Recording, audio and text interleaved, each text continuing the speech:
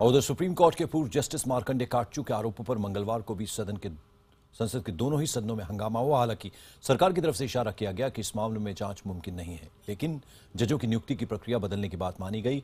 कानून मंत्री ने साफ कहा कि सरकार जजों की नियुक्ति के लिए मौजूदा कॉलेजियम सिस्टम की जगह जुडिशियल अपॉइंटमेंट कमीशन बनाने के लिए प्रतिबद्ध है।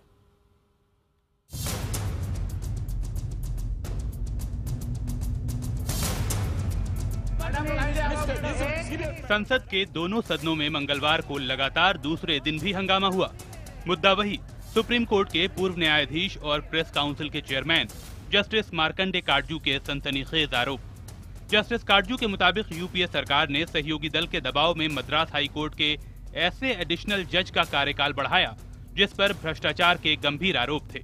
इशारा डीएमके की ओर है, लिहाजा हंगामा करने में एआईएडीएमके सबसे आगे है। सरकार की ओर से जवाब देते हुए केंद्रीय कानून मंत्री रविशंकर प्रसाद ने कहा कि जिस जज के बारे में आरोप लगाए जा रहे हैं उनकी मौत हो चुकी है और जिन 3 पूर्व मुख्य न्यायाधीश की बात हो रही है वे सेवानिवृत्त हो चुके हैं। कानून मंत्री ने जजों की नियुक्ति की प्रणाली बदलने की जरूरत पर बल दिया। The system of appointment of honorable judges, and therefore our government, with greatest respect, Honorable Speaker, Madam, is quite keen to ensure that the National Judicial Commission system is appointed. That's what we are saying. इस मामले में justice Katju का सीधा आरोप पूर्व प्रधानमंत्री मनमोहन सिंह की तरफ है। जाहिर है कि कांग्रेस उन्हें बचाने में जुटी है। कांग्रेस का दावा है कि खुद Manmohan Singh judicial appointment bill लाना चाहते थे।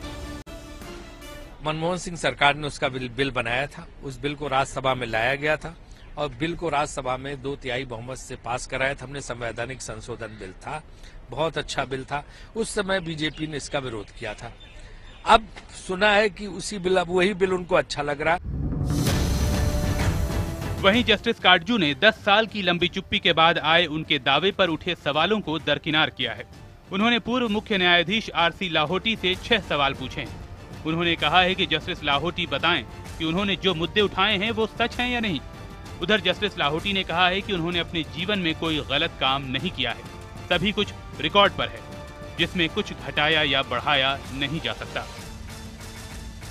जजों की नियुक्ति के लिए जुडिशियल अपॉइंटमेंट कमीशन का विरोध करने वालों का तर्क है कि इससे न्यायपालिका में सरकार का दखल बढ़ जाएगा, लेकिन जस्टिस मार्कंडे काटजू के आरोप ये संकेत देते हैं कि कॉलेजियम सिस्टम के दौरान भी सरकार का दखल रहता है। ऐसे में सवाल ये, क्या न्यायपालिका की निष्पक्षता और स्वतंत्रता को किसी तरह से बचाया जा सकता है?